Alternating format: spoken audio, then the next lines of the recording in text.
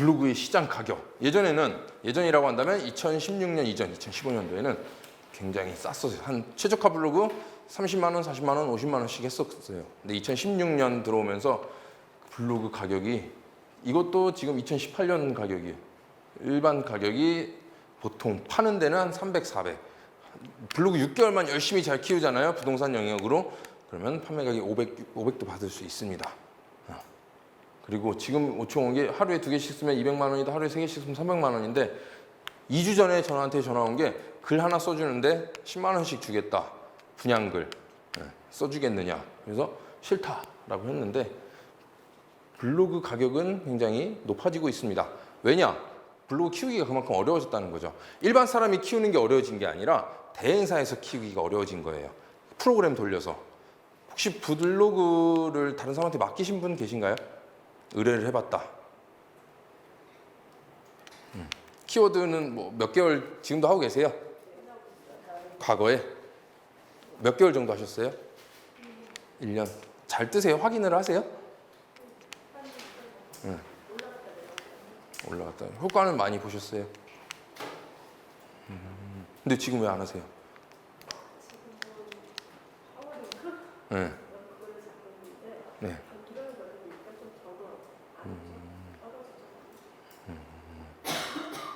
저기 대표님은 지금도 하고 계세요? 잘 되세요? 검색해 보세요. 가끔 맡겨놓으신 분들이 특징이 뭐냐면 어디서 전화가 와요. 제가 뭐 네이버 뭐 대행사인데요. 뭐 그 키워드 상위 노출 시켜드릴게요. 저희가 뭐 블로그도 같이 해드릴게요. 상위 노출 만들어 드릴게요.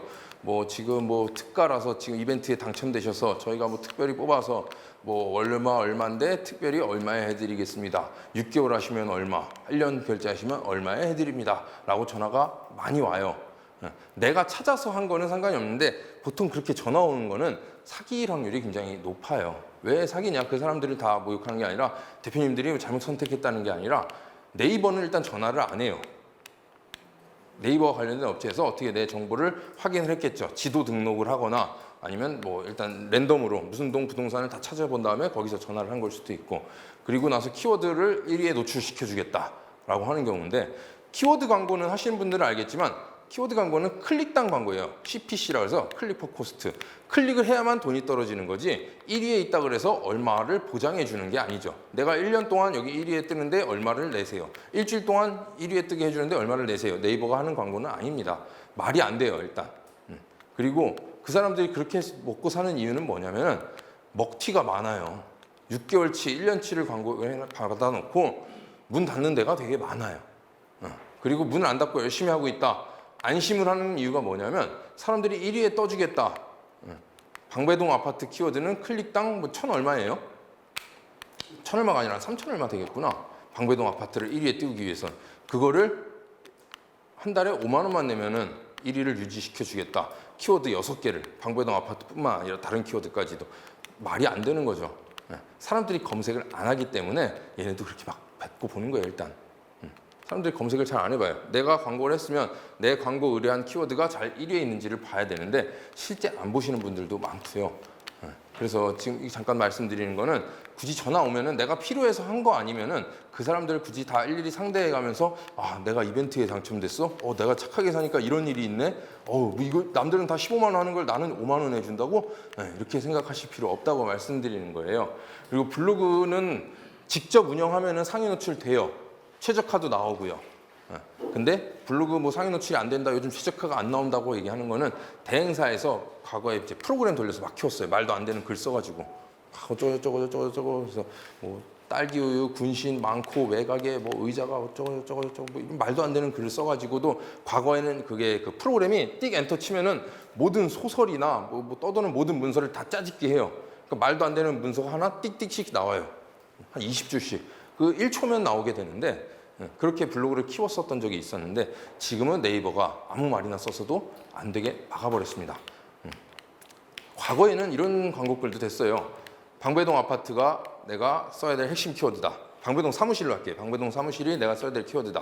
그러면은 어떻게 검색을 하냐? 어떻게 글을 쓰냐면은 뭐 동해물과 백두산이 방배동 사무실, 마르고 닳도록 방배동 사무실, 하느님이 보호하사 방배동 사무실, 우리나라 만세 방배동 사무실, 무궁화 보호하사 뭐 어쩌고저쩌고 삼천리 어쩌고저쩌고 이렇게 방배동 사무실 쓰면은 이게 방배동 사무실 검색했을 때 노출이 됐었어요.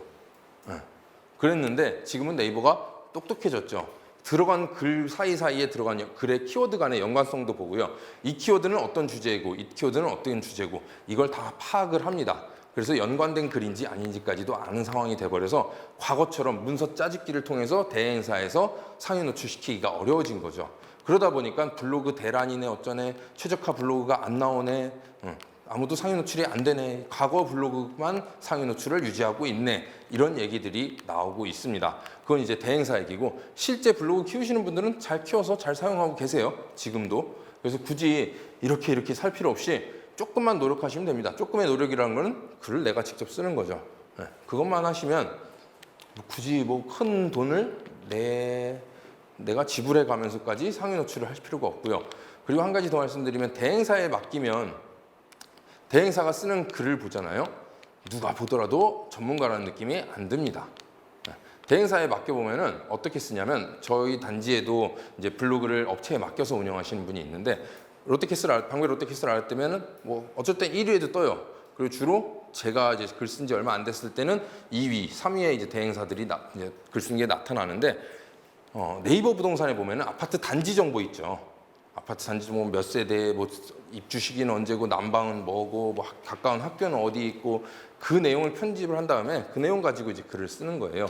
그냥 누가 봐도 아, 전문가가 아니구나, 이 사람 그냥 대충 썼구나, 수박 겉핥기식이구나 라는 걸 알 수 있고요. 또 한 가지 더, 그런 대행사의 블로그를 클릭해서 들어오면은 그 사람 블로그 메인 화면에는 주로 게임이나 뭐 영화나 쓸데없는 것들이 써 있습니다. 대행사는 자기 블로그에다가 이제 글을 써가지고 상위 노출만 시켜주는 거죠. 그럼 다른 사람이 이 사람 뭐 다른 글 뭐 있나? 다른 것도 뭐 있나? 한번 볼까? 하고 보면은 없다는 거야. 그 글 외에는. 보면은 뭐 제주도 맛집도 들어가 있고, 그런 사람들은 뭐 나는 지금 방배동항에서 하고 있는데 뭐 인천 부평 뭐 신축 빌라에 대한 얘기도 들어가 있고, 뭐 부산에 있는 무슨 해운대 무슨 아파트에 대한 얘기도 들어가 있고, 이 사람 도대체 뭐 하는 사람인지를 모를 정도로 이것저것 잡다한 것까지 다 써놓는 경우가 많습니다.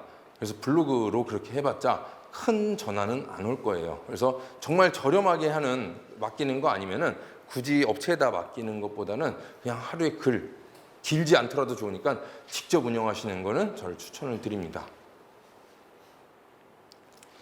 그리고 블로그에 대해 알아야 할 거, 운영에 필요한 거는요, 다른 거 없어요. 컴퓨터 한 대, 네이버 아이디만 있으면 됩니다. 네이버 아이디 다 있으시죠? 네, 네이버 아이디 있고, 성공하는 블로그 직접 작성해. 네? 1인당 3개씩 만들 수 있습니다. 3개. 현재 3개? 네. 그런데 문제가 되는 거는, 이제 1인당 3개씩 만들 수 있으니까 열심히 막 이것도 다 하는 거죠. 적품질 걸렸다 그래서 아이디 삭제하고 또 새로 만들고, 또 적품질 걸렸다 그래서 아이디 삭제하고 또 새로 만들고. 이게 보통 일반적인 사람들은 뭐 할 수 있죠. 우리 블로그 하다 보면은 그냥 가입을 새로 할 수 있는 거예요. 삭제가 안 되면 안 돼요. 삭제를 해야 돼요. 네, 그 아이디 제한이 있습니다. 그래서 아이디 삭제가 너무 많이 나타나게 되면은 네이버가 봤을 때 그 아이디 이상하게 봅니다. 아이디 삭제가 너무 많으면은 일반적인 수준이 아니죠. 내가 살면서 네이버 아이디 삭제를 한 10번, 20번 했다. 그럼 조금 이상하게 보겠죠. 보통 사람은 10번 이내겠죠. 굳이 네이버 아이디 굳이 삭제할 일이 그렇게 많지는 않을 거예요. 삭제를 하면은 그럼 그 블로그는 없어지는 거예요. 네. 그렇게 되는 거예요. 네. 그래서 굳이 많이 삭제하실 필요는 없고요. 이제 블로그 하시다가 다시 만들어. 네, 다시 만들어주세요. 네. 네. 원래 쓰던 아이디 네. 없애고 다시 만드세요. 없애지 마. 네. 없애지 말고 다시 만들어. 아이디 지금 3개 다 쓰세요? 3개 다 쓰시면 더 추가 안 될 거예요. 안 되면 새로 만드세요. 네. 그래서 아이디 삭제가 너무 많이 들어가게 되면은 네이버가 이 아이디, 이 사람 뭔가 작업을 하는 거 아닌가? 대행사에서 운영하는 아이디 아닌가? 이 사람 개인정보 유출해서 다른 사람이 쓰는 거 아닌가라고 오해를 받을 수 있습니다. 그래서 내가 아이디 삭제를 하되 10번 넘기지는 마세요. 이건 알고 계셔야 됩니다. 내가 적품질이 와서 아이디 삭제하실 수는 있습니다. 하지만 10개가 넘어가면 문제될 수 있으니까 그 이후에는 어떻게 해야 되냐? 내 명의 말고 다른 뭐 배우자나 우리 아이나 다른 사람, 우리 실장님이나 다른 사람 명의의 아이디로 가지고 하셔야 됩니다. 그러면 법에 어긋나는 거 아니에요? 당연히 다른 사람 아이디로 만들어서 명의로 만들어서 하는 거 법에 어긋납니다. 어긋난다고 치면 엄밀히 얘기하면 내가 다른 사람 아이디를 쓰는 거죠. 그런데 일단 내 아이디가 상위 노출이 안 되는 게 나올 수 있어요. 정말 재수 없으면 내가 아이디를 삭제를 너무 많이 했을 경우에는 그때는 그 방법을 쓰셔야지. 어떻게 방법이 없겠죠. 그래서 직접 작성하는 글과 직접 찍은 사진과 동영상 그리고 꾸준함 내가 직접 써야 됩니다. 그리고 네이버가 보는 점수 중에는 글쓰기 빈도라는 것도 들어가요.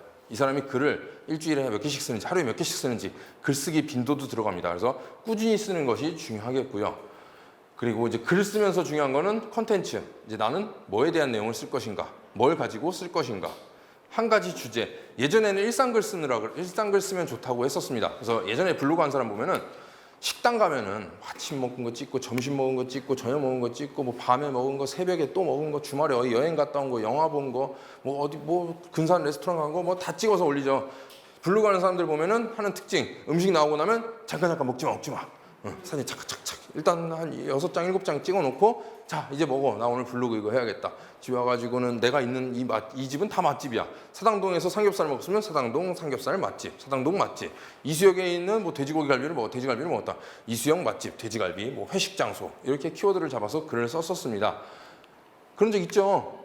네, 블로그 과거에 하셨던 분들은 다 그렇게 했을 거예요. 그렇게 썼을 때 상위 노출이 됐었습니다. 근데 지금은 네이버가 바뀌었습니다. 한 가지 주제로 글을 작성하셔야 돼요. 한 가지 주제. 그리고 신경 쓰지 말아야 될 거는 디자인입니다. 디자인. 블로그 디자인 중요하다고 생각하시죠? 되게 이쁘게 꾸며놔야 될 것 같고 좀 이렇게 내 얼굴도 잘 들어가야 되고 우리 사무실도 들어가야 되고 문구도 화려해야 될 것 같고 알록달록해서 눈에 잘 띄는 디자인이 들어갈 거라고 생각하시는데 아마 대표님들 생각하시면 다른 사람 블로그 내가 들어간 것 중에 기억나는 디자인이 있냐? 없으실 거예요. 왜냐? 우리가 블로그 검색해서 들어가잖아요. 그러면 어떻게 나타나냐면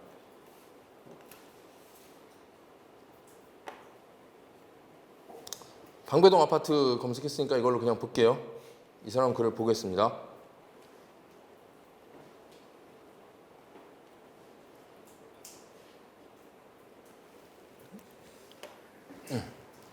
글 나오죠. 글이 제목이 있고 본문이 이렇게 있습니다. 왜 이렇게 인터넷이 느리지? 보통 사람들은 대충 이렇게 보죠. 글 다 한 글자 한 글자 읽는 사람 없습니다. 그리고 나서 뭐야 하고 나오지. 이 사람이 블로그를 어떻게 꾸며놨나 볼까? 이렇게 올려가지고 이 사람 멋진 차가 있네. 이렇게 보는 사람은 없어요. 다른 블로그 역시도 두 번째 블로그를 들어가 보면 네이버에서 노출시켜주는 거는 이 사람 블로그의 전체 디자인이 아니라 내가 검색한 그 글의 제목부터 보여줍니다. 그렇기 때문에 디자인은 나중에 글 어느 정도 써놓고 나중에 신경 쓰시면 돼요. 이 사람 디자인은 되게 멋있게 해놨네. 이렇게 보는 사람은 없어요. 제가 늘 말씀드리는 게 수강생분들한테도 내 블로그 디자인은 나만 봅니다. 나만. 다른 사람 안 봐요. 그러니까 디자인 신경 쓸 게 아니라 우선은 글을 채워 넣는 게 중요하다고 말씀을 드립니다. 아셨죠? 내 블로그 디자인은 누가 본다고요? 나만 봅니다. 나는 내가 내용을 채워서 네이버한테 꾸준하게 난 어제도 글 썼고 오늘도 글 썼다. 이거 보여주는 게 제일 중요합니다.